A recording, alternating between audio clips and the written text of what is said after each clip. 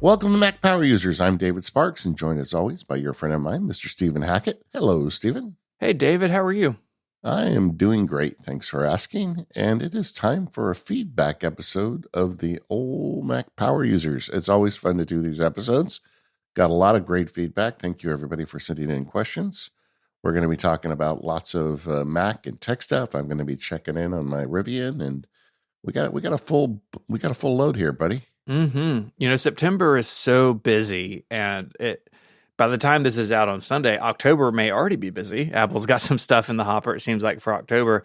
It's a busy time of year. So we got lots of stuff to talk about. And today on More Power Users, which is the longer and ad-free version of the show that we do each and every week, we're going to talk about Apple's potential pivot with the Vision Pro. Are they going to drop the Vision Pro? They're going to go to glasses. What are they doing there? So we're going to get caught up on the news and rumors and do a little bit of a Vision Pro check-in for members. If you want to learn more about More Power Users, there is a link in the show notes. We'd love for you to go check it out. Yeah, you can find that at relay.fm/MPU. Yes, sir. So let's get started with the hardware and software check-in. When last we saw our daring heroes, you had two iPhones on your desk. You had the 17 Pro and the iPhone Air. What happened? Yeah, so both phones are really good, and I spent about 10 days, about a week or so with my eSIM in the Pro, and about a week with the eSIM in the Air. And man, that process, I will say, I didn't include it in the outline, but we did get an email from somebody about like, hey, what's the deal with eSIM? It works really well. Like, I'm on AT&T, but I've got friends on Verizon and T-Mobile, and it's really straightforward to move your eSIM to a new phone or in between phones. Like, iOS just makes it so simple. So I was like bouncing my eSIM all over the place and no problems whatsoever. But I did settle on the 17 Pro. And, maybe settle's the wrong word, because both of these phones are amazing in their own way. But really what tipped me over the edge, and you can read this in my iPhone Air review that I wrote, is that while the iPhone Air is an incredible engineering feat, to pull it off, they had to make some trade-offs that don't quite work with my life. The biggest one being the camera. I had a situation, I wrote about it in the review, where one of my kids was at a cross-country meet, and she got third in the whole city, so I'm proud of her for that. And I went to go take a picture, right, or like get some video of her running, because my wife wasn't able to be there. It's like the camera just doesn't have the reach that I really want and honestly use. And so sticking with the Pro, and I mean, they're both amazing. The Pro's amazing. I'm going to work on a review for that probably towards the end of the year. But yeah, that's where I landed. I landed with the Pro. The Air is not for me, but man, I'm excited about the future of that phone. And I think we talked about this, I think, in the post-event episode. But the iPhone is like diverging, right? You have like this thin, light, futuristic one, and then you have like the off-roader SUV 17 Pro, right? Like it's like a sports car and then like a lifted off-road SUV. You know what? I love both of those types of cars, but for my life where I am right now, the Pro makes the most sense. And I've been super happy with it, man. It's so good. The battery life, I want to get your take on this too. The battery life on the 17 Pro is just untouchable. It is amazing. Yeah, agreed. But just to go back on your point about the cars, the point I would like to make is that we live in a world where there should be both SUVs and sports cars. Yeah. It's not one or the other. I feel like a lot of the technical reviewers and people that make their living reviewing phones have been kind of hard on the iPhone Air because of its limitations.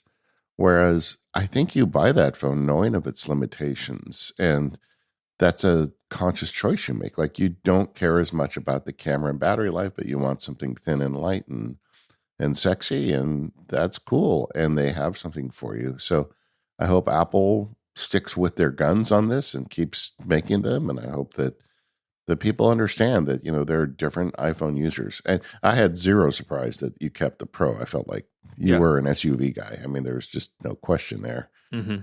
But I'm glad that they're making it. I mean, Apple is the only company that makes iPhones. So if they don't make a thin one, then there isn't going to be a thin one. That's right. Yeah, we've talked about that in the realm of the Mac, right? If Apple doesn't make a Mac that fits your needs, like just too bad, right? And there's tension there, right? They Apple doesn't want to make 30 Mac models. They've seen what happened when they did that, right? Like see Performa, look up the Performa. Yeah.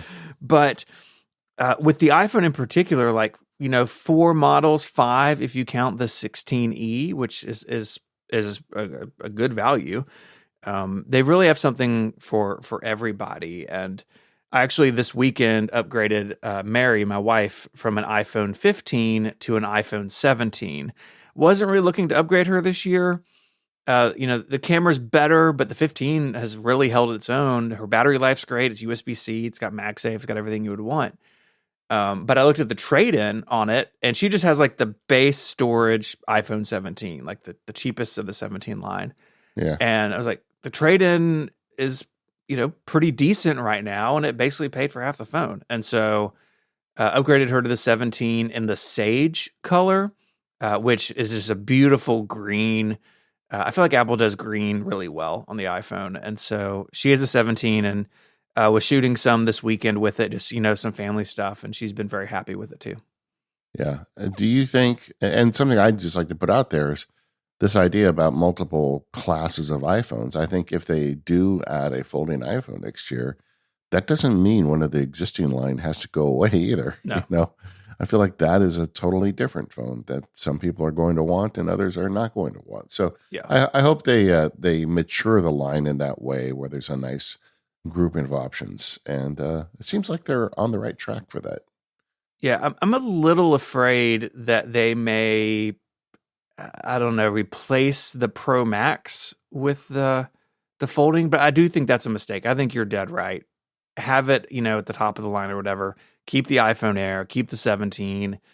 I think there's room to do that. And look, the foldable, it is not going to be for everybody, right? Yeah. Price wise, size wise, some people just aren't interested in that form factor, right? So I think it's fine to have the kind of the four main ones, 17 Air, 17 Pro, 17 Pro Max. And then add the foldable above it and have the E phone below it, like that's 6. I still think that's totally fine. And I think Apple does a really good job at, okay, this is what makes this phone different from its siblings, right? There's not a lot of overlap. And I think most people when they walk into an Apple store, or at the very least spend a little time with them, have a pretty good feeling about what they want. And the foldable doesn't make that math any more complicated. Yeah, and the foldable is going to be a lot more expensive than a Pro Max. It's probably going to be in the $2,000 range. And I suspect the camera is going to be compromised, because, it's going to be thinner. It's going to be an iPhone Air, like two iPhone Airs stuck together. I don't know how they're going to get the same caliber of cameras that they can get with that thick iPhone 17 Pro into a phone that's sliced down the middle. So, maybe they've got some magic up their sleeve. I don't know, but I wouldn't be surprised if a year from now, the best camera in an iPhone is not in the folding iPhone. Yeah. I think the Pro is, talking about the diverging iPhones. I think the Pro is where that's going, right? The Pro, I think from here on out will be if image and video are like what are the most important to you, this is the phone. And you can get it in one of two sizes. And I think that's definitely a path they've been on for a while, but I think the 17 Pro extends that lead or that difference. And again, I think it's fine. I think if you want a foldable, you want it because it folds, and as long as the camera is good enough, the people who are excited about that will do it, right? Like there are lots of people who came to the decision I did, but went the other way, right? Like I've got a good friend of mine who bought an iPhone Air, and he's like us. He works at home. He does travel, I think, a lot more than we do, but he got the battery pack, and he loves the Air. But he was willing, the trade-offs were okay with him. He wanted the thinness and lightness above anything else. And again, Apple's they're the only company that makes these things, and so they should have options for more people. And the trade off is so easy to quantify with the iPhone Air. It's like less battery, less capable camera. Those are the two things. Make your choice. If you're okay with those, then go for it. Yeah. I thought it was funny when they announced the event, and I said, well, I'm going to upgrade my watch at some point. And you said, well, I am going to as well. But farther down the line, we both were very cool about it. And then when they launched, I went ahead and updated mine like right on launch day. And then, or I think within a week. Yeah. And now I see you did as well. Neither one of us lasted long. So you updated your Apple Watch. I did it late last week. I'm going from, just like you, from an original Ultra to the 3. And I did the black one, which I didn't like when it initially came out. And the Apple Store is very fingerprinty and looked kind of like blue black, not like, I wouldn't like true, like, dark titanium. And our friend John Voorhees from Mac Stories and Related Properties, he bought the Ultra 3 in black. And so I texted him. I was like, hey, is it fingerprinty? Like, are you happy with it? And he said it looked good. I went to the store and checked it out. I was like, you know what? I'm going to give this a shot. So I did the black Ultra 3, and I'm wearing it on the black Alpine band, the one that has like the metal S hook that you put into the loops. Because one thing I ran into, because I changed from natural titanium to black, the lugs don't match, and that bothers me. Like my mom wears just an aluminum, regular Apple Watch, and she got some band on Amazon, and it has steel or steel looking shiny lugs, and it like drives me bananas. And so some of the Ultra bands I had don't really match it, which is a bummer. But I ordered it with the black Alpine band, so it's like murdered out with the orange action button really standing out. And other than the battery life being way better, because not only has it improved over the years, but I'm coming from an Apple Watch that's 3 years old now. And so you see the battery life jump. The thing that day to day has made the difference for me is the ability for the screen to update every second in wrist down mode. One of the Apple Watch Ultra watch faces, the modular Ultra face, it has lots of complication space. And I'm one, like, I want my Apple Watch, if I'm wearing my Apple Watch, I want it to be a little computer. Like, give me as much information as you can.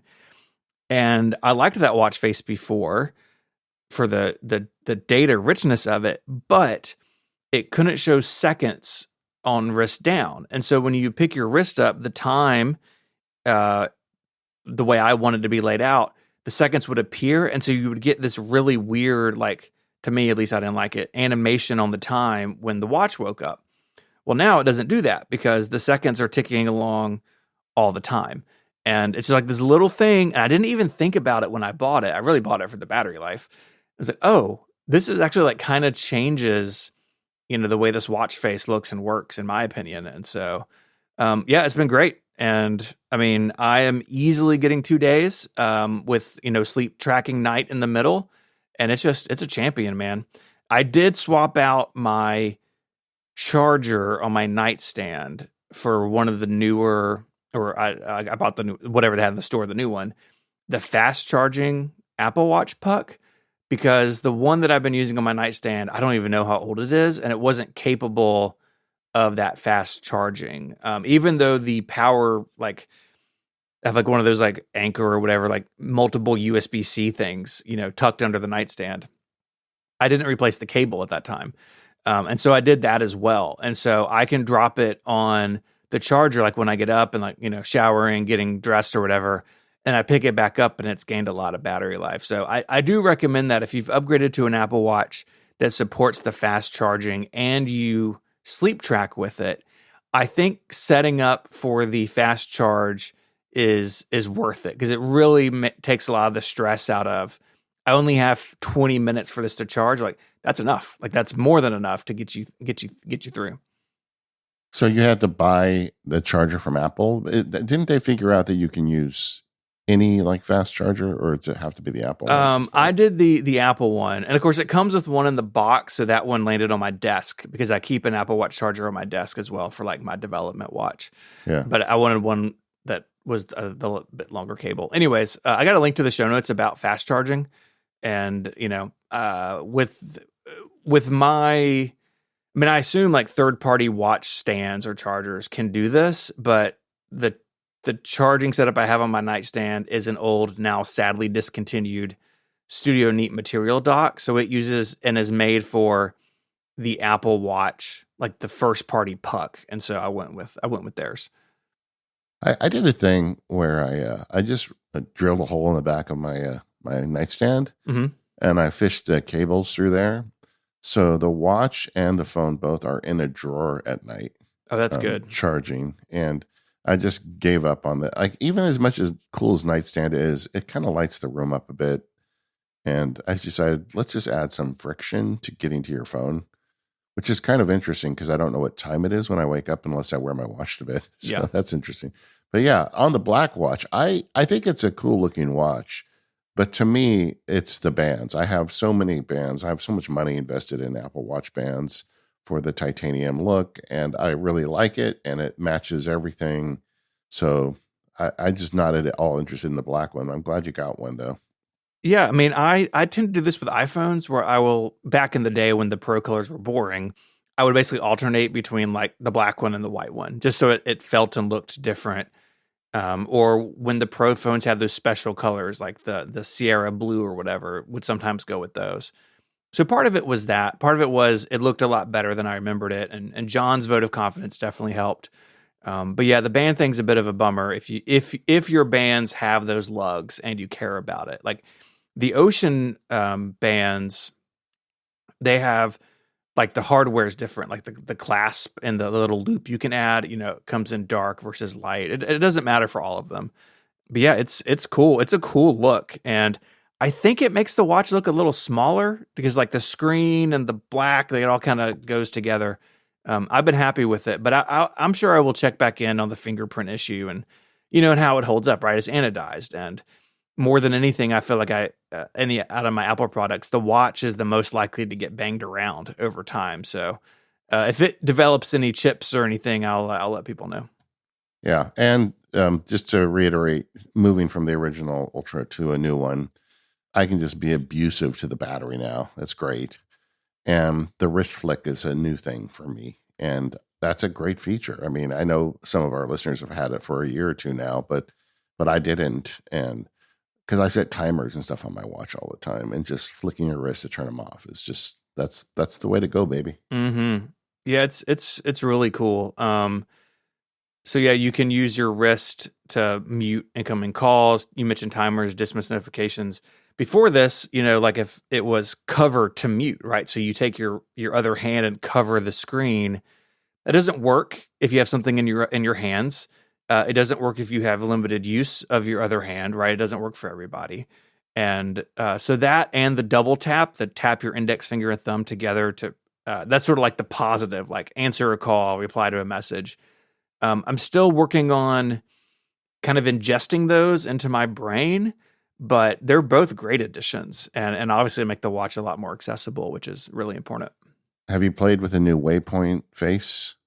Yes, I like a lot about the waypoint face. I like the way that it looks. I like that you can change what the items are. So like I had like parked car and like my saved Apple Map pins, and then you can set it to like a different mile radius, and it will basically show you where you are. Like you turn, the compass turns around the face and sees where things are. I really like it, and I love the big complication that like eats into the clock. I think it's a really cool look. What does it in for me is I'm not in love with like the corner complications that, round around the edge of the screen. I prefer circular ones, or like the big one where I can actually read the whole calendar event. So I have it set up kind of minimally with like the time and my rings. I think that may be my weekend face where, I don't need kind of all the data that I rely on at work. Well, I like that you can put the date in such a large complication that you can read it without reading glasses on. Yeah. That's maybe an old man thing. We talked on the iPad show about the one regret we have about the new operating systems that we lost slide over, but that did not stick. Yeah, slide over returns, It which slid is back. which is pretty cool. So it is slightly different than how it was pre iPad OS 2016. So I'm sure people remember slide over is the deal where you have an app sort of in iPhone mode, like a skinny column off to the side of your iPad screen, and you could do a gesture from the edge of the screen and bring it in. It was fantastic. And our friend John Syracuse has talked about this. If you're watching TV or something and you want to slide over like social media, I would very often leave 1Password in there or messages. And in the old system, you could have multiple apps and slide over and like tab between them really quickly, like as cards. It doesn't do that, at least currently in the beta. It is just one app and it is only in windowed mode. And so if you're using it like single app, full screen mode, you don't have slide over. Now, I guess I understand that, right? They want that single app at a time mode to be really simple for people. It may be nice to have the option, but the thing that kind of gets me is if you're going to do slide over, have multiple app support in there, because it was really great to like flick through apps and they were kind of loaded up all the time, right? Just like a swipe away. So I'm glad that it's back, but I wish Apple would give it its like full power again. Yeah. Yeah, me too. Me too. Although honestly, I think for the way I use it, it's fine. I never really used it with multiple apps. For me, it's primarily drafts, because if I want to write something down while I'm researching the subject, drafts is just, out of the way. Then you just bring it in, write something down, then move it out of the way. Yeah.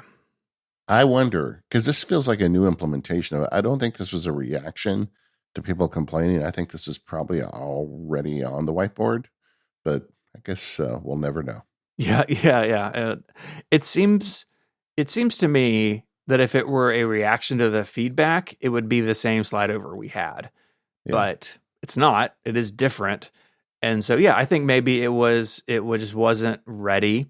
It was in 26.1 beta 2. Like, I mean, as we record this, iOS 26 has been out a month. Like, it doesn't seem like this was something that, they saw the tweets and like rushed to build it. It feels like what you said, it was planned, but it didn't get finished. And this year in particular, Apple shied away from, and this is coming later this year and that's coming early next year, back in at the WWDC keynote. And I think that was a reaction to all the Apple Intelligence mess that they're in. But I could see a world where this was like, if it wasn't always planned for 0.0, like maybe they mentioned it coming later, but I bet it just fell off the roadmap. They got to ship this stuff, and getting it back in is good. And I will definitely take it over no slide over, even though I wish it was more powerful. This episode of the Mac Power Users is brought to you by 1Password. Go to 1password.com/MPU today to get 20% off your plan. 1Password is the service Stephen and I use to protect ourselves on the internet every day. With 1Password, security isn't a feature, it's their foundation. I've been affiliated with this company since they first started, and that has always been the foundation of 1Password, to protect its users on the internet. Their industry-leading security model ensures your sensitive information is always protected and gives you actionable alerts to threats. With 1Password, you don't have to choose between security and convenience. You get them both. You can manage all of your information and credentials in one place. And best of all, you can take control of your entire household security. You already do a lot to keep your loved ones safe in the physical world. Protect them online too with an easy-to-use family password manager. I've had a family plan with 1Password since they first started doing them, and it's been really great seeing my kids develop good internet security practices because of that. Look, security is complicated, but 1Password isn't. They take all the sharp edges off for you, but they still keep you well protected. With 1Password, you always know your password, even when you don't. You can lock down your life's most valuable essentials under 1Password. It makes it easy to create, manage, and use unlimited numbers of strong passwords, all accessible from your 1Password. And not only do you lock them down, you can share them with confidence. You can securely share logins, credit cards, Wi-Fi codes, and other sensitive data with appropriate permissions, even with people who are not also 1Password subscribers. Look, don't take my word for it. Go check it out. Go to 1password.com/MPU. Get your 20% off and start protecting you and your family today. All right, we are going to move into some listener feedback. We got a bunch of stuff to talk about this time. Spike wrote in. Spike said, I find my trial Phonak Audio Infinio Spheres, I can't believe I got through that, it's a type of hearing aid, useful in some circumstances, but frustratingly lacking in the user experience compared to my AirPods Pro 2. I would love to hear from David about any tips or tricks he's learned in living with hearing aids. Yeah, there's not a lot, Spike.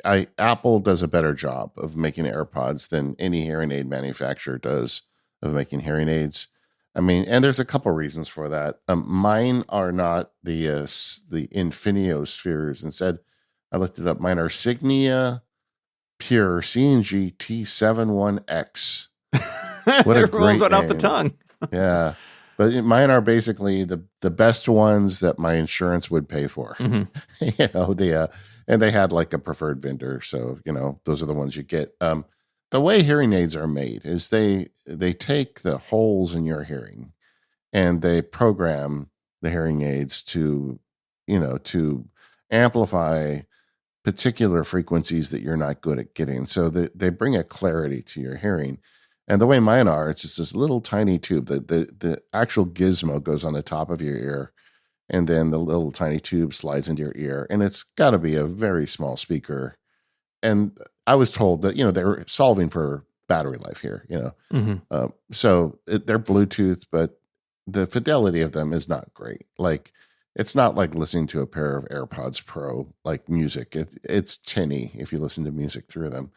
But they do have Bluetooth. And with mine, the Bluetooth is made to last all day. It's not made to sound that great. But when you put them in, the way it is, there's a little tiny tube, but then there's gaps with the rubber thing that goes into your ear. So you also get ambient sound, like they're not noise blocking.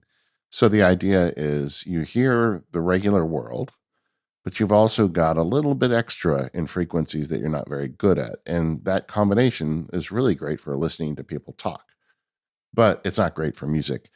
So I use them for podcasts and books on tape. I never listen to music through them. In fact, I changed the settings in mine because when you first get them installed, the default is like anytime you get a phone call, it goes to the hearing aid. Anytime you watch a YouTube video on your phone, it goes to the hearing aid. I turned all that off. It doesn't go to those things by default because they don't sound that good. And the other problem is the Bluetooth isn't that strong. Like if the phone is across the room and I pick up with the hearing aid, it's going to cut off during the call. So I've kind of found my peace with it, Spike. They're great for listening to other people talk. And it's funny because sometimes I'll have them out charging or whatever and listen to somebody talk in the room and it's muddy. Like it really, my hearing was bad enough. I didn't think it was until I got tested and they're like, dude, you really need these. And it is bad enough. Now that I'm used to what people are supposed to sound like, I think even listening to music with them in is kind of nice when you're playing it through external speakers because I get some frequencies I wasn't getting before. But it's not like a complete win. It's not like you got a magical pair of AirPods in your ear that have the same frequency response and features that you get from a set of Apple AirPods. It's just, you just don't get that. I wish Apple would put their research and knowledge into making a proper set of hearing aids. I bet they'd be amazing. And since I announced that I got them, I've heard from some listeners who are even more like plugged in on this. And I'm told that the future Bluetooth standards are actually going to vastly improve the hearing aid experience. So they are going to get better fidelity, better range, in the coming years. But I don't feel like they're amazing. But I really like having them. Yeah. Okay. Yeah. We'll get some links in the show notes to the hearing aid features on the AirPods Pro 2 and 3. And there's a lot of customization with that. I mean, you talked about your particular setup, like it's going to boost things kind of in this range. And the AirPods do some of that too. They're not full blown replacements, but like, for instance, like my dad wears hearing aids and, but if he doesn't have them or like, the batteries there, whatever, like he has some AirPods that he'll use. And, I've talked to him about this and he's like, it's not as clear as the hearing aids are for him and his situation, but he's like, but it's a lot better than nothing. And so, Agreed. Yeah, I think that's good. And like the professional hearing aids are really dialed in because both of my ears are different. So each one has a separate program running in it. And like they're really good for what they're supposed to do. The AirPods are okay at that. And also they're big and clunky. It's funny. Sometimes I find like I always take them out because I do all these labs, Zoom calls. We do a lot of meetups in the labs, and I usually just put a single AirPod in my ear during Mhm. those because I don't like to wear the big cans for like friendly Zoom calls. But sometimes I forget, and I'll put an AirPod on top of the hearing aid, and it doesn't even bother me that much. I'm very used to them at this point, Mhm. and and you do get used to them very fast. And the thing I would say to anybody listening is, if you do think you're having hearing problems, maybe you've got a lot of tinnitus or just people, you keep asking people to repeat themselves, get yourself checked because there is a shocking connection between hearing loss and things like uh, dementia. Yeah. Because as you can't hear, you just start, your brain turns words off and then suddenly you can't talk to people.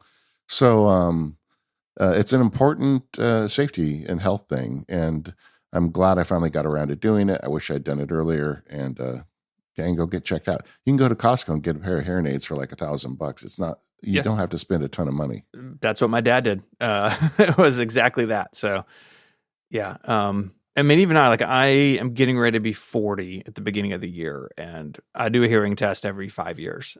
There's some hearing loss in my family. Like I just mentioned, even though my dad's and his brothers is more circumstantial than like genetic. Yeah. But obviously, uh, I try to be very careful with my hearing. I do have some hearing loss in my right ear.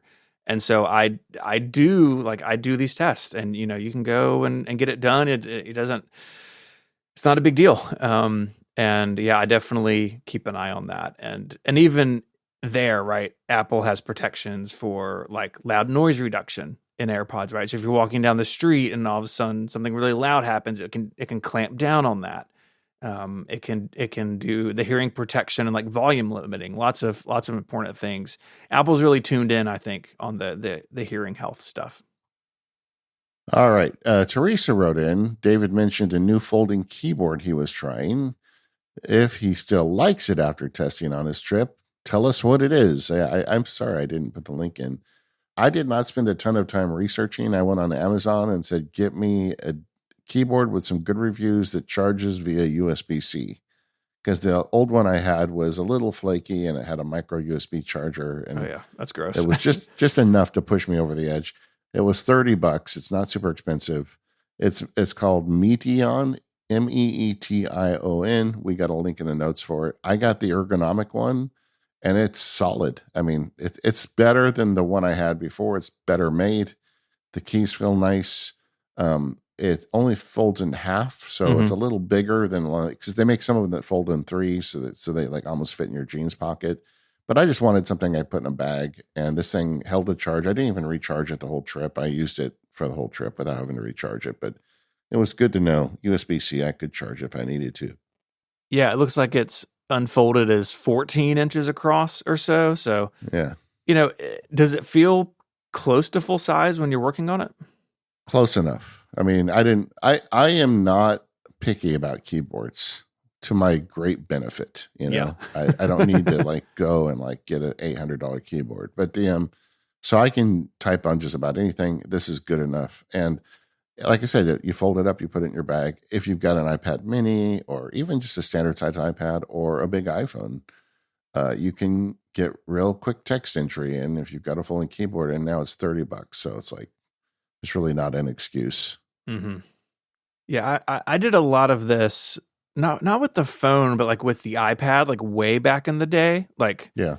and for me, the Apple's cases with the keyboard built in, especially the one for the Pro with the trackpad, has alleviated this for me because it's kind of like an all-in-one thing. But doing it with a phone, if you were going on a trip and you had limited space, like a phone with a foldable keyboard, you can get a lot of work done. I think that's pretty cool.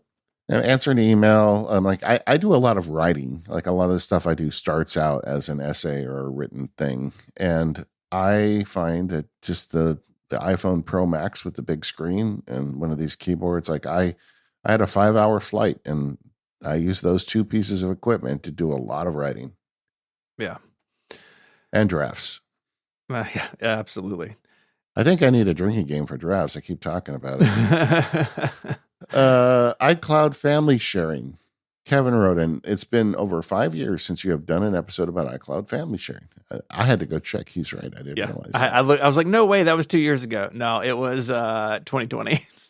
Yeah. He said, as someone who's adding a child to an iCloud family for the first time, it would be great to hear an updated episode if enough has changed since episode 522. Yeah. Okay.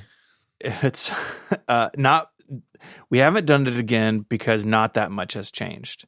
I went through the pages. There'll be some links in the show notes to Apple's pages about this. And so iCloud family sharing allows you to share subscriptions and purchases for Apple stuff, so like Apple Music, Apple Fitness Plus, Apple TV, and app downloads and purchases if the developer has opted in. Not all apps participate in iCloud family sharing, but you can do that and get a bunch of other stuff. So like if you're setting up a child, you can have approval for them to download or install an application. All the screen time stuff gets connected to your account automatically. And as a sidebar, because we don't have time today for me to go fully into this, screen time and ask to buy are just totally broken in iOS 26 for us. And so we've got 3 kids. They're all in our family sharing. And even though 2 of them are teenagers, I do have the ask to buy turned on for the App Store. Because, like, quite frankly, I don't want my kids downloading TikTok or social media apps without a conversation first. And I needed to install something on Josiah's iPhone, and it was like the ask to buy just never showed up. I rebooted my phone, I rebooted his phone, I took screen time, turned it on, turned it back off, like just never got the alert.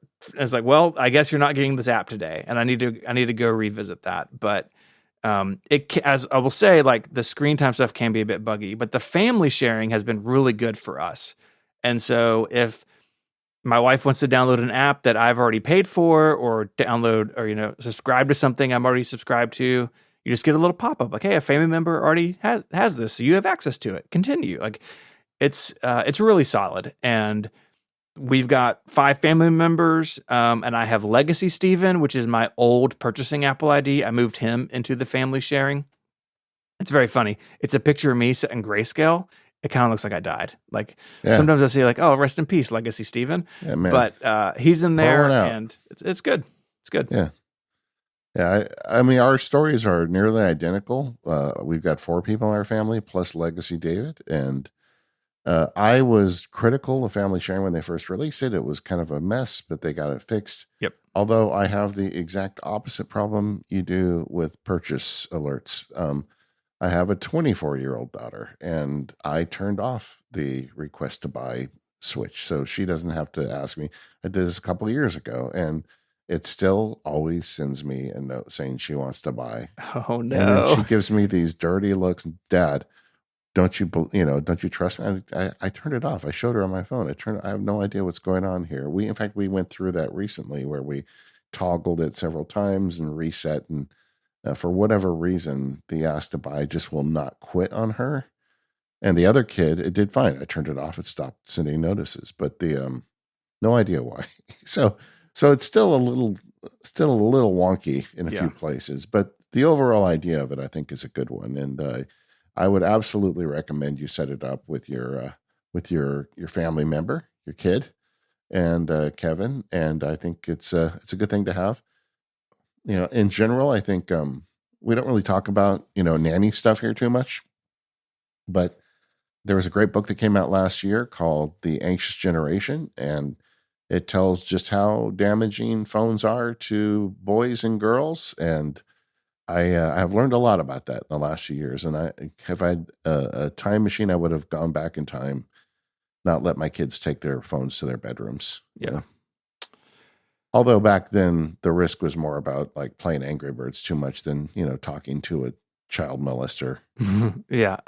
It's true.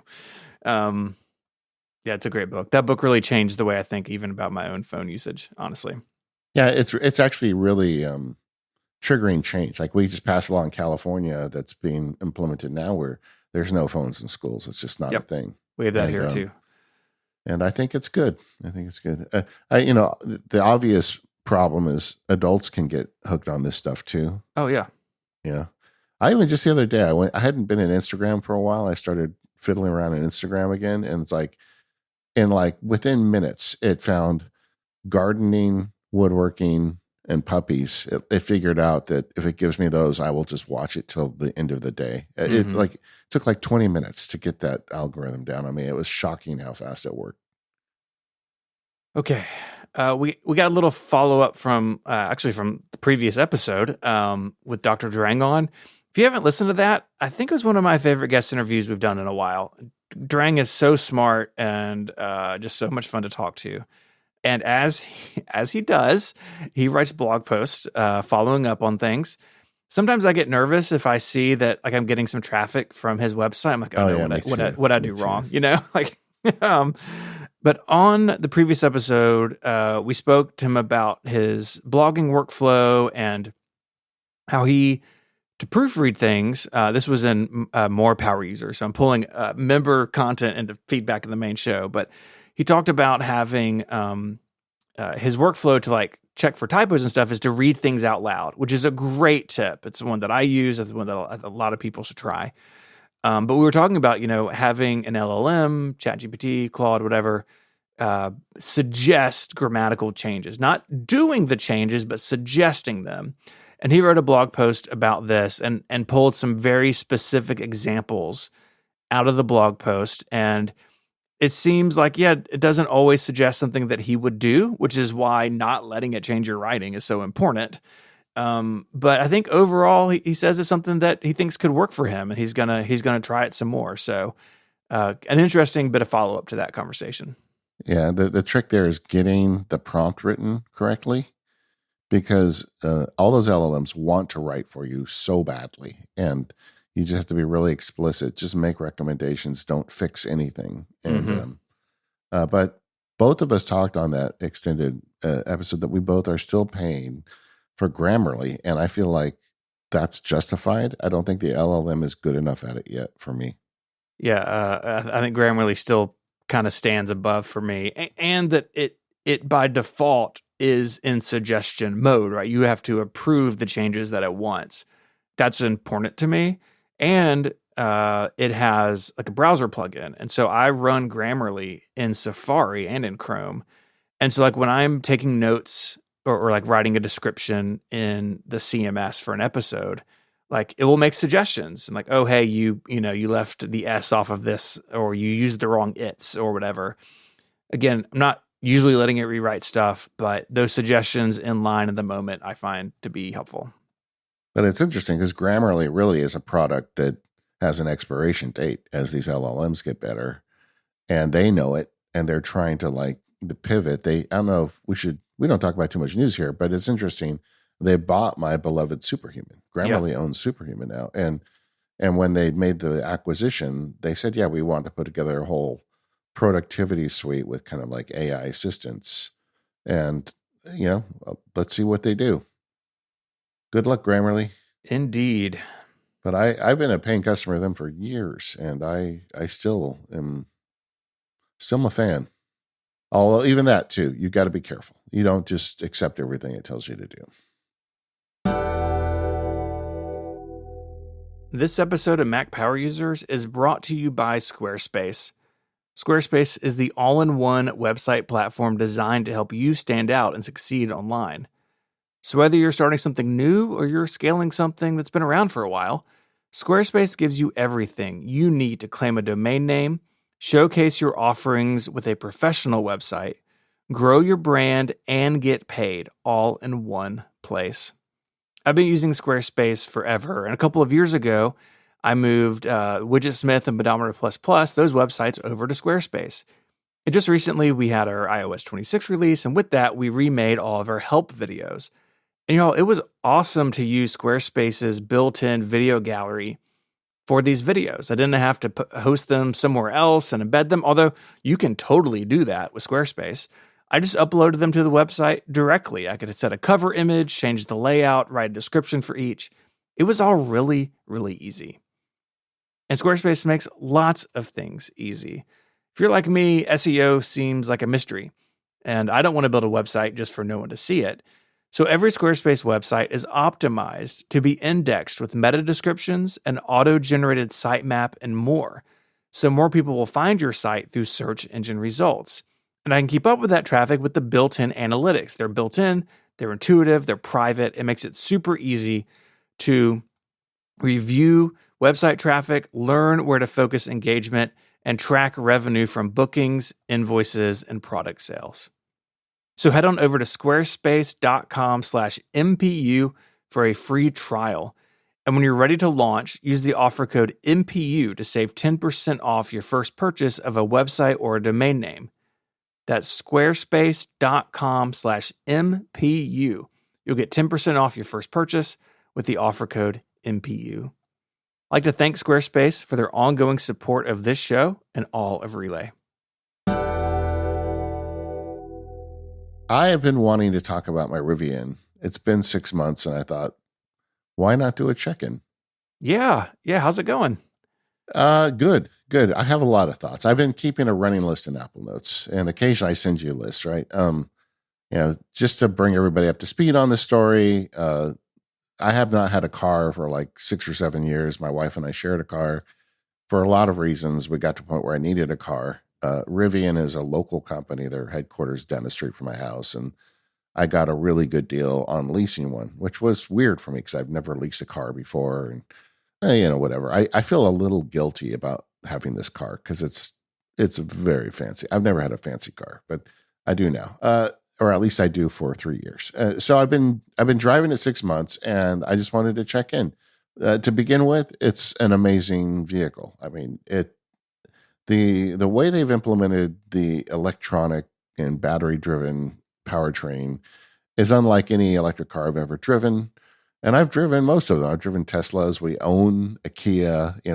But you just have so much control over this vehicle. Like, one of the things that's kind of surprising to me is my driveway is on a slope. If you come to my house, you kind of pull up a driveway and the car is parked kind of at an angle.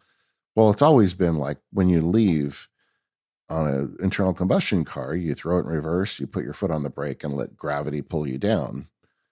Even with the electric Kia, that's kind of the way it works. With the Rivian, the car is not going anywhere. You put it in reverse, take your foot off the gas, it's just staying there. You have to just kind of slowly push on the gas to pull it down. You just have complete control over the vehicle at all times. That's why they're so good for off-roading.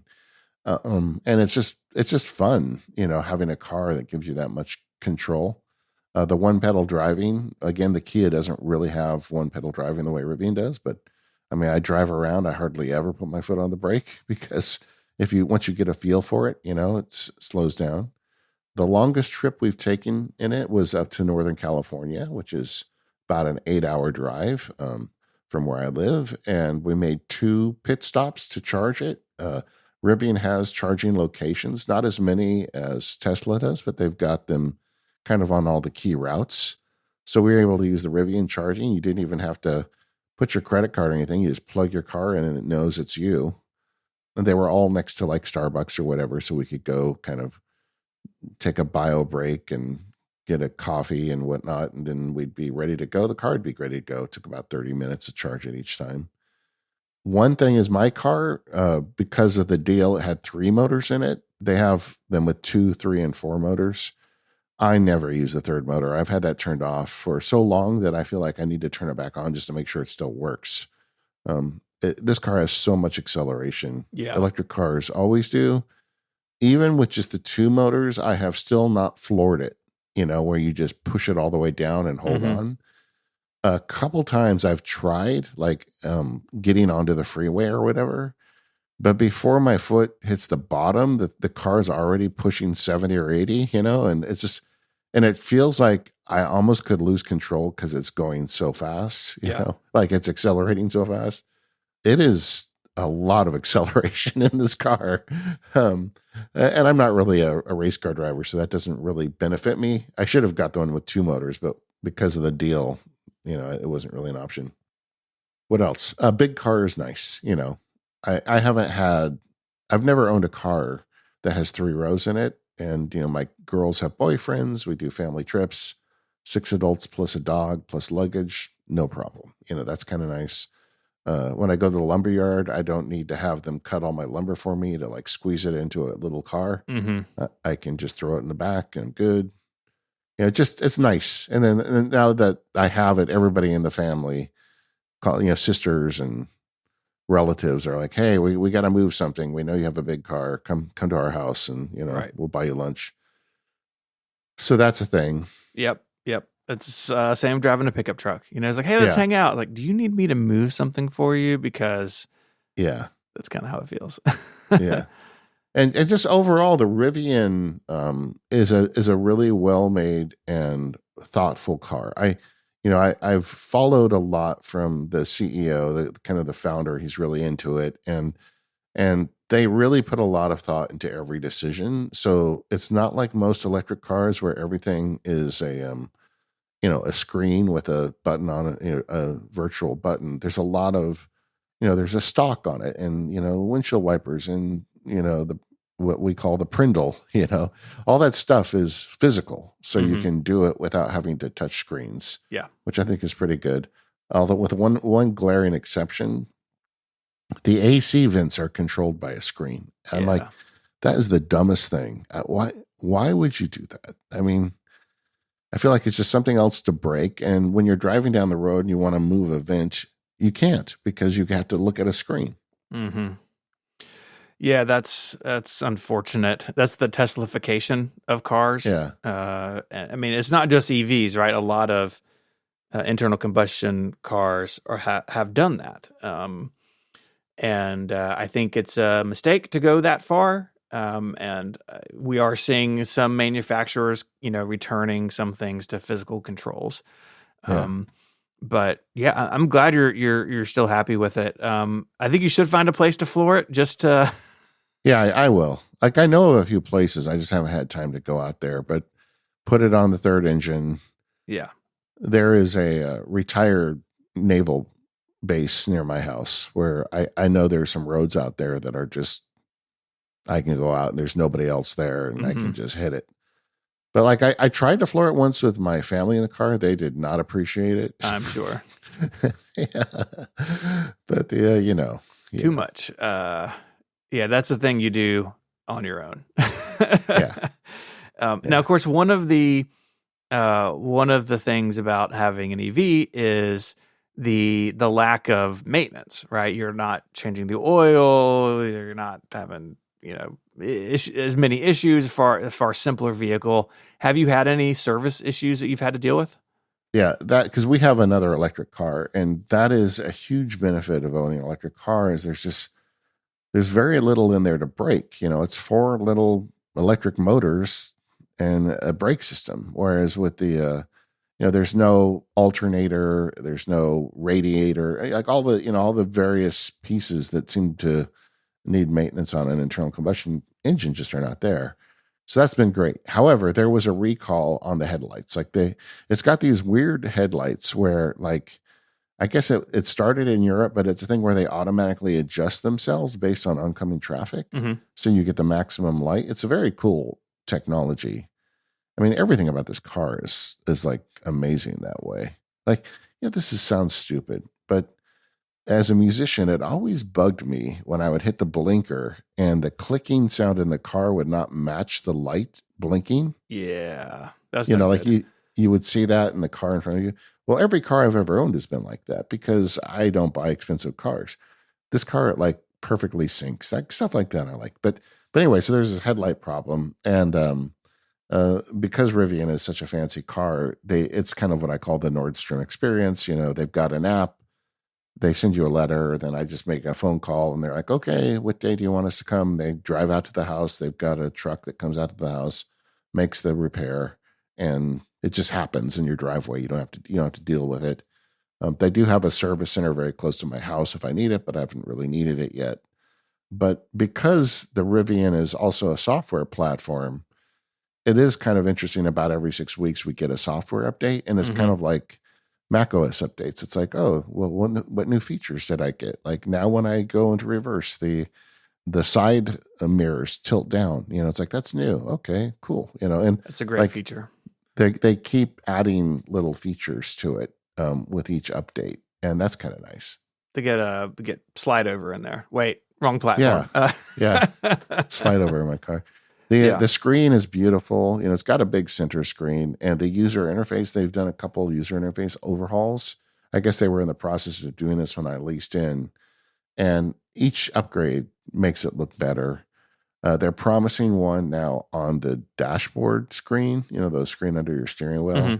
And I think it needs it. I mean, there are some things in there that, like when you get directions, it'll say turn left in 2 miles, under your steering wheel, but it doesn't say the name of the street. You have to look over to the big screen to see the street. And I feel like there's room there to improve some of that, but it seems like they're constantly improving it. Yeah, I mean, that is one thing that these new modern EV, I mean, they're all EV companies. EV companies are good at, right? They take that feedback and they can add features, and you see again some of that on new ICE cars, traditional internal combustion engine cars, but not nearly to the extent that we're seeing Tesla, Rivian, and others.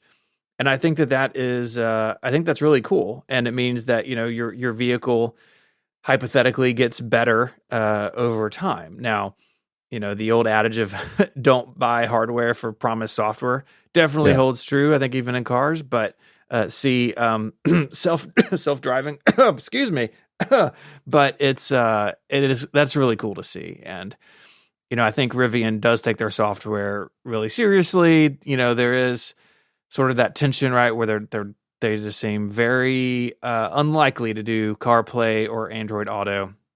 All right, put a pin in that. We're going to come back to that. Okay. Because you mentioned self-driving, Rivian also has what they call driver assist. It's not to the extent that Tesla is playing with this, but there is some to that, and I don't like it. I just don't care for it. The freeways on Southern California are very dynamic. There's a lot going on, and I just could not feel comfortable like just sitting there letting it go. And I've turned it on just for a few seconds with my hands like gripping over the steering wheel, and it's like I am so tense the whole time. I just can't do it. However, when we took this trip to Northern California, there's 2 ways to get from Southern California to Northern California. There's the beautiful way, which is up the coast and takes like twice as long. And then, then there's the fast way where you go up the center right through the breadbasket. In the middle of California is all like farming, and you just go, there's one road that goes straight up the middle, and that's the way to go, honestly. And like they had 3 or 4 Rivian charging stops there. It's great. And it is a straight road for 4 miles, basically. I mean, 4 hours, but there's a lot of trucks because of all the agriculture, so and it's a 2-lane road. So when I was driving that, it's a long drive, and I was getting kind of like tired and, fidgety. Not tired, but you know what I mean? Just kind of sore. But I'm within an hour of the next charging stop. I'm like, let's just keep going. But I tried the driver assist there. And in that case, it's a dead straight road. I am going, let's say 50 miles an hour behind a truck full of tomatoes. And I'm far behind it. I'm not in the fast lane. I'm in the right side lane. And I just set that assist on. And it kept that thing locked in the center, and it kept me the same distance. If the truck slowed down, the car slowed down. It did that. And that's I'm not going to call that self-driving because it really isn't. But it did kind of take a bit of a load off me. And of course, I kept my hand on the steering wheels. I wasn't like reading a book. I was driving, but I was letting the car kind of like do the work of keep it in the lane and keep the distance between the truck and me. And I would do that, for like 10 minutes, and it was fine. And then, but if I wanted to pass the truck, I would not do that. It does have the ability. If I hit the blinker, it would change lanes automatically. And then, but I I don't want it. I just want control of this vehicle. I've Yeah. got my wife and my mother-in-law, all these people in this car. And so, but just for like locking in a single lane down a long straight road, it was fine. And they've done a couple software updates since then where they say it does a better job of lanes. Cause like one of the things you notice if the lane turns the least amount, it feels like the car doesn't like follow the center of the lane as best as I'd like it to. It's supposed to be better at that, but I haven't tested it because I just don't use that. And, but you know, it's almost like a glorified cruise control, and it's nice. Yeah. Yeah. I mean, my Tacoma doesn't have, it does have lane departure warning. So if I drift out of a lane, it will beep at me. I turn that on road trips. Around town, I don't, but road trips I do. But I do have the radar adjusted cruise control, right? So if someone pulls in front of me, you know, 100 yards up, the truck sees it and slows down appropriately. It won't fully stop the truck, but it'll bring it way down in speed. And I do use that on the road trips all the time. Yeah, I think everyone's got to find their own comfort level with that. And none of them are fully trustworthy at this point at all. Yeah, exactly. I feel like I'll want a self-driving car when all cars are self-driving because humans are so unreliable that Yep. I feel like the mixture of self-driving plus humans is probably not great. So the big question when I got this car was, hey, Max Sparky is going to have a car without CarPlay in it. What's going on? And so I didn't know. Like I was very curious. And the Rivian has a very good built-in infotainment system. I mean, it's very thoughtful. You can tell there's been engineers and UI people working on it. Right out of the box, it connects to my Apple Music account. It connects to my Audible account. It uses Google Maps and directions, and it's a very pretty UI. In a lot of ways, I think it's prettier than CarPlay. But after using it 6 months, I will tell you, it's not as good. You know, CarPlay is really special, I think. And like just a couple complaints generically, they use Alexa for the voice assistant. Mm-hmm. And I didn't think it was possible, but Alexa actually makes Siri look good. And it is a huge difference. Like I feel like Siri is like 80% reliable in the car, which is unacceptable. You know, Alexa's like 20% reliable. It is terrible. If I tell it to call somebody, it will call the wrong person. You know, if I have it try to get directions, it is just terrible. I just saw a press release that they're working now. I think they're going to put like Google Gemini in it or something, but it is bad. Alexa is so bad. And so that's unacceptable. And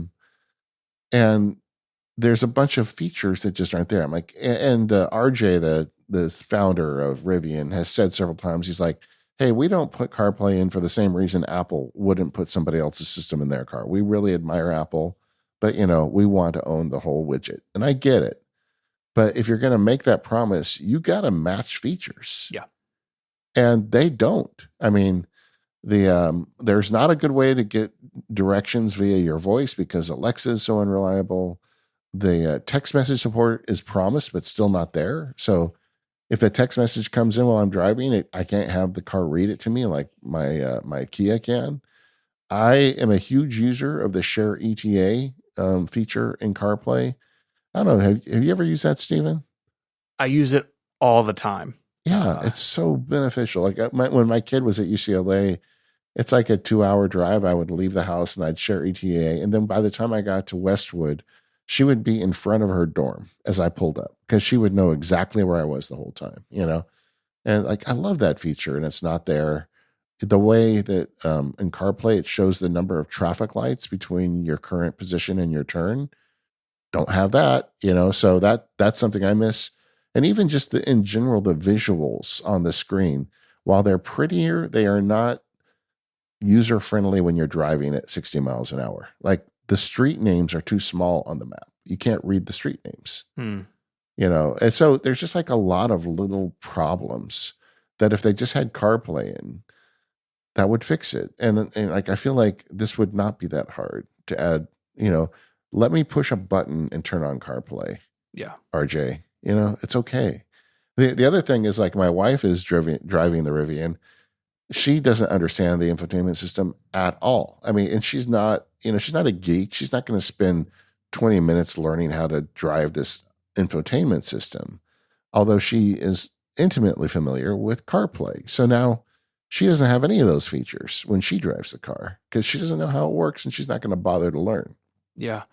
Yeah. And in a way, this is the problem that CarPlay Ultra was supposed to solve.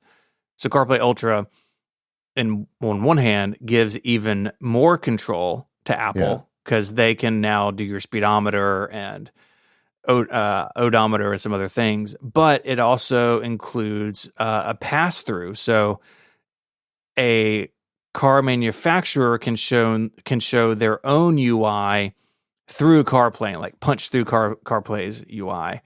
Yeah. And for someone like Rivian, that could be the best of both worlds, but they seem really sort of set against it. And CarPlay Ultra, I don't think is really going to go anywhere. I think the giving more control to Apple is not what car makers want.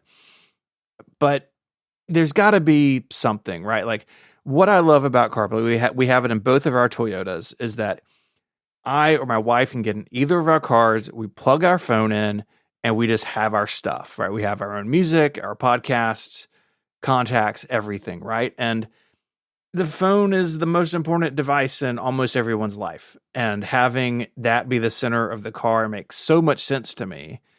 And writing that off and not delivering on like for like features, that's a hard pill to swallow for a lot of people, I think. Yeah, and they keep saying that more's coming. Like the text thing I've been hearing for the 6 months I've owned the car, that's coming soon, but it's not here yet. And like what I do with ETA stuff now is I keep the phone in the glove box. I don't want the phone out in the car, but I will just put in directions on my phone and stick it in the glove box with ETA turned on, that's like really not the solution that you want. Yeah, I feel like the lack of CarPlay is by far my biggest complaint with this car. I mean, there's, as I said earlier, there's so much I love about this vehicle, and it's just a great car. And there's, I don't know, there's a lot I like about it, but also it's such a different type of car for me. It's like having someone who's always owned kind of just cheap or moderately priced cars, then putting them in a luxury SUV. Of course he's going to love it, right? I mean, sure, yeah. But the CarPlay thing to me is by far the biggest friction point. And and even like there's third party projects out there where people are trying to like hardwire CarPlay into their Rivian, and I'm not going to do all that stuff. Yeah, especially on a lease, right? Like, hey, what's this box with all these wires? Like, I don't want to answer that. I texted Marco because he had one. He says, trust me, you're gonna get a mount and you're gonna put your phone on your dash because you want CarPlay. And I haven't done that yet, just because I just don't want to be fiddling with my phone. In fact, now we have a law in California, you're not allowed to touch your phone when you're driving. And it's good enough. I mean, what they have works, but it is clearly not as good as CarPlay. And I wish that they would either really put some real strong effort into getting it there, or just, give us the option to run CarPlay. Yeah. Last part of this outline, when I was thinking about this car, is like, okay, so I'm 2.5 years in, 1/6 of my ownership is past tense now. What am I going to do? I am so spoiled by this car, Steven. I don't know what I'm going to do at the end. Yeah. Electric cars lose a lot of their value in the first few years. That's one of the reasons I leased it, frankly. If I can get like a really good deal on it, I might be tempted to buy it. But the CarPlay thing does weigh into that decision. And then, like, I also really like that Slate truck which is the exact opposite of a Rivian. It's a $20,000 truck that you kind of have to build yourself. Mm-hmm. That has a lot of attraction to me too. And in 2.5 years, those will probably be on the market. So I don't know what I'm going to do in a few years, but I think the CarPlay thing may weigh into the final decision. Yeah. But who knows? Like in 2 years, they may crush it with their built-in system, and I won't be having any more complaints. But it's just not there yet. And I think the depreciation thing is, these companies have to figure that out, and I don't know what they can do with that, but it is a real factor if you're looking at an EV, and it's it is different for different brands. I mean, you can get a used Model 3 for cheap, right? There's a lot of them. Well, there's a lot of reasons for that right now. There's a Yeah. lot of other reasons, not car related for that, right?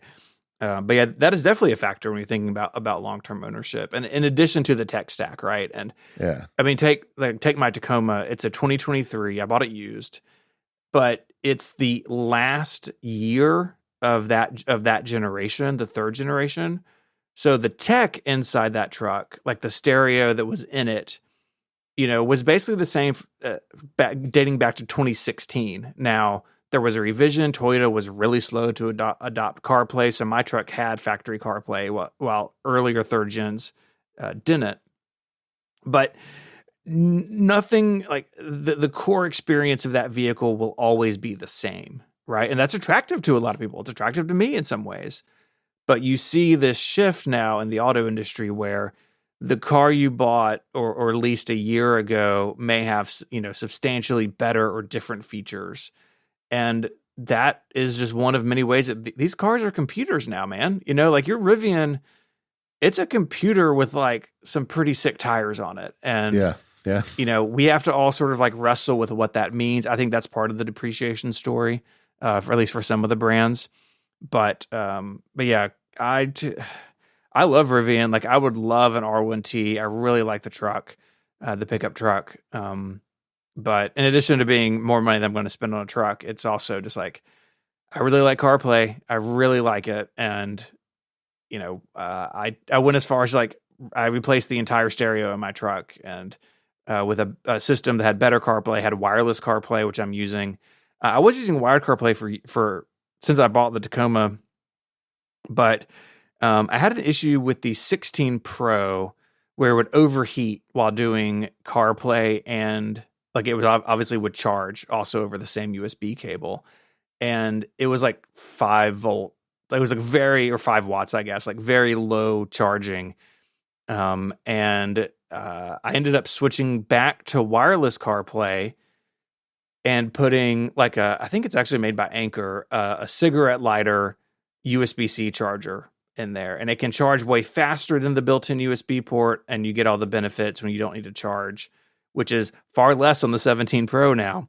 You can leave the phone in your pocket or put it in the glove box or something. So I am back on the wireless CarPlay life, and I will say, since I used it last, which was a couple of years ago now, the latency's better than ever. I don't know if that's a combination of the head unit I bought or the new iOS release or the new iPhone hardware or what it is, but they've really gotten the latency down where like you hit next track or you hit pause and it's basically instant.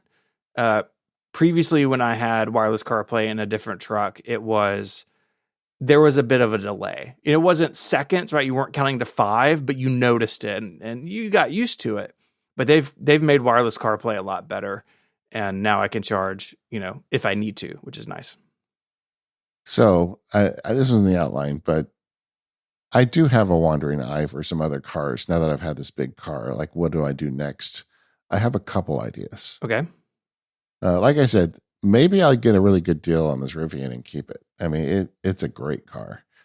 But there's two other cars that I keep looking at on the road, like as the next one. And if it's not this slate truck, I really like the Toyota 4Runner. I drove in a friend's 4Runner. I'm like, that's kind of got the vibe of this car. I think I could use it for a lot. And then the other one that I really think is good looking, although I had a Ford and the transmission went bad and it was like just out of warranty and they refused to do anything. So I've kind of sworn off Ford, but those Ford Broncos, they look so nice. Yeah. There's someone in my neighborhood who has a 4-door one. There's the Bronco Sport, which is like the crossover. It's a great car, but not an off-roader necessarily. Yeah. But the big boy Bronco, which competes with the Jeep Wrangler, is 2-door and 4-door. And there's a guy around the corner who has a 4-door. And like every time I see it, I'm just like, man, that's sick. And when I bought my Tacoma, I briefly looked at Broncos and the prices were high and I wanted to pick up. And so I returned to Tacoma Life, which is where I belong.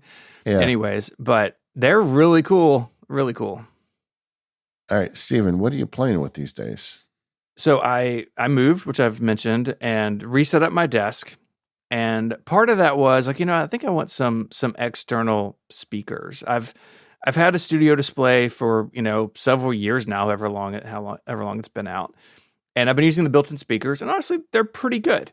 But my new home office is bigger, and I was like, what? I think I would like some like nice speakers at my desk. And so I brought this up in a Slack group that I'm in, and John Syracuse had gone through this process because he's a Mac Pro user, right? So you gotta and a Pro Display XDR user, so he has to do something for speakers.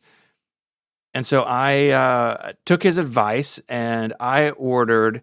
It's a couple of different things, kind of put together. So the speakers, which I have set up on just some Amazon stands on either side of my display, are the Kanto Aura 4s. I have links in the show notes. They are USB-C speakers. So there's no like headphone jack at the end of them or anything like that. And that turns out pretty nice. Because what it means is because I have a complicated audio setup, right? Because I have podcasting stuff on my desk. It means it switches between that stuff all really nicely. Now, these are expensive. Like, I don't really recommend these. It was a treat, but they sound really good. And USB-C means there's no noise floor. Like with an analog connection, you're always going to have, or you may have, a little bit of noise when it should be silent because you're plugged into power, right? And you may get some hum or some white noise through there. Well, these USB-C, there's none of that whatsoever. And I paired it with the same brands, their 8-inch sealed powered subwoofer. And let me tell you, this system will rip. Most of the time I'm just, using it for YouTube videos or, some podcast editing, which I don't do very much of anymore. But if I want to listen to music and like when I was writing my iPhone Air review, like had some music going in here, this setup sounds incredible, and it was pretty easy to set up. The subwoofer is attached via an analog cable to the speaker, the left speaker, but there's no noise from the sub. Like it is silent when I'm not playing anything. It has separate controls. You can have volume on the sub, and you have the roll off. So like at what point do you want the sub to take over from the speakers? And it sounds great, man. I'm super happy with it. And so thank you, John, for the suggestion. Again, this is overkill for desk speakers, right? Like this is really for like music in my whole office. And with that said, they sound really good. So first time in a long time I've had external speakers. When I had the Pro Display XDR, I had a set of really, really old sound sticks, which they still sell. Mine were ancient, and the right one was hot glued together. And they finally gave up the ghost, and then I moved to the studio display. But yeah, these things, the Aura 4s and the Sub 8, man, they're awesome. Yeah, those are nice looking speakers. It's a lot of speaker, brother. They're. I'm going to update my gear page by the time this is out, so I'll put a link in the show notes so you can see them on my desk. They're big, but they're up on stands, so I can store stuff under them and get the sound a little closer to my ears, and they look really nice. I did it in white. I thought about black, but I was like, that's going to look heavy. And, like I have a lot of natural light in my office now, which I didn't really before. And so I went with white, which I think makes them a little less invasive. Yeah. I do recommend, if you're listening, to get your speakers off your desk. If you've got separate speakers, it's not that expensive to buy some cheap iRig poles off Amazon and elevate them. Yeah. And it not only does it make them sound better, it also gets them off your desk, So that's a nice weekend project. I thought about doing stands behind the desk and kind of set further wider out, but I have a sit stand desk and I stand a fair amount, and so that really wasn't an option. So they're just on the desk, but getting them higher is good no matter how you can do it. Yeah, I bought a new mouse. Yeah, I want to hear about this because I have one of these and it's in the box. I haven't had time to open it. So tell us about this. Yeah, so Logitech is, kind of the Logitech MX Master is the favorite mouse of the Mac Power users. I think we both have had them over the years. I actually got a vertical Logitech mouse last year that I've been using. My old MX3S, my daughter took, so I didn't have one anymore. And I thought, well, let me try it again. I can't help myself. So I bought the new, they announced the new MX Master 4, and I bought it. And I've been using it for the last week and a half, and I really dig it. I mean, it's a lot heavier than the prior MX Master. I mean, that's the first thing you notice. And it just feels like it's built more rugged. And so it's a real solid mouse. The clicks are near silent. It's got, an extra button. They've always had several buttons and dials, and I find uses for them. What I like the most is on the old one, they had a button under your thumb that was kind of hard to figure out what to do with.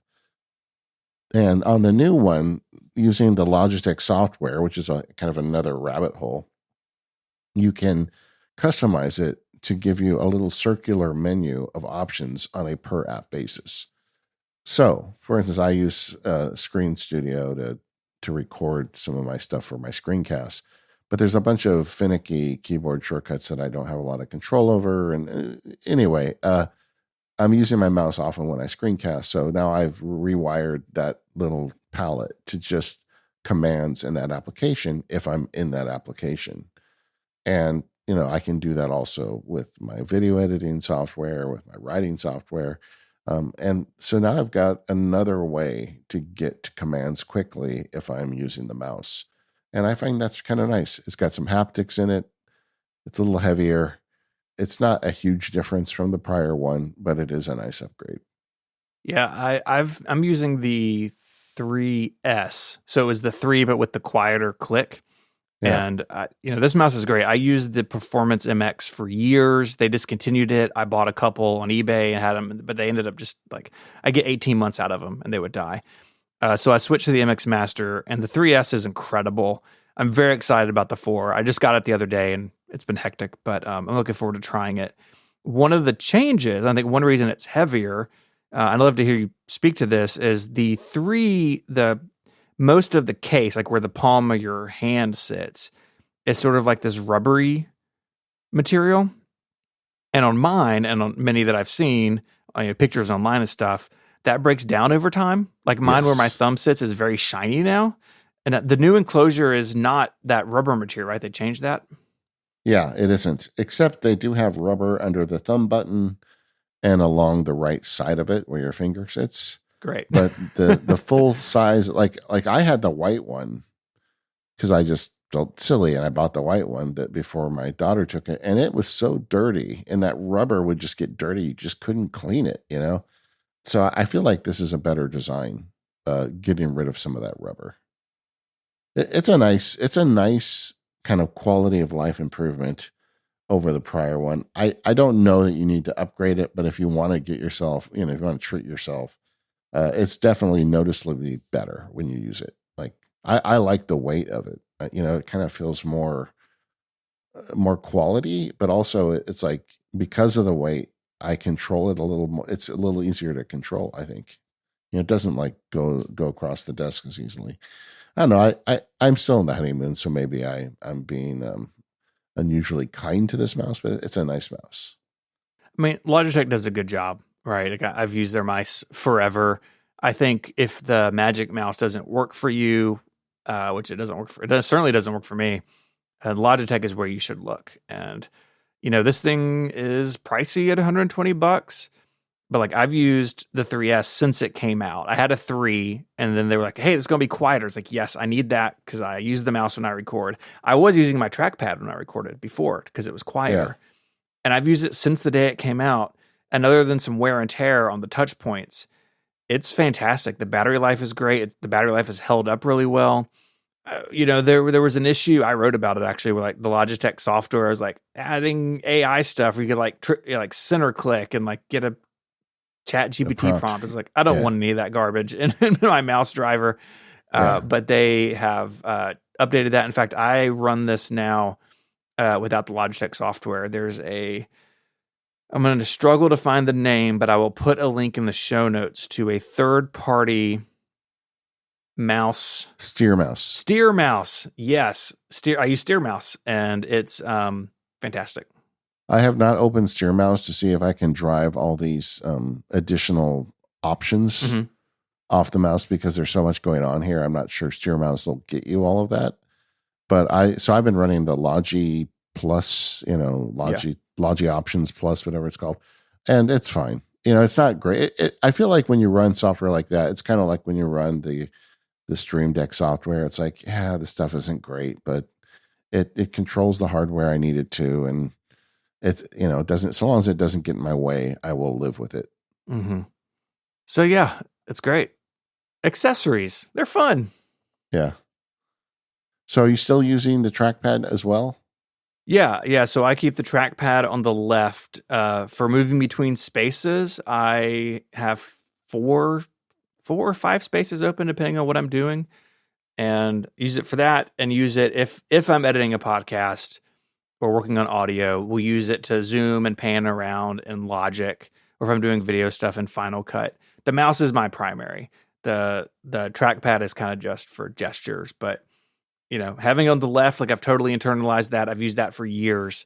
And so much of macOS is gesture driven, right? And having that available in desktop mode is really good. Yeah. So I'm using the trackpad on the left. I'm using the full size Apple keyboard and this Logitech mouse. Yeah. It's a good setup. All right. We are the Mac Power Users. You can find us at relay.fm/MPU.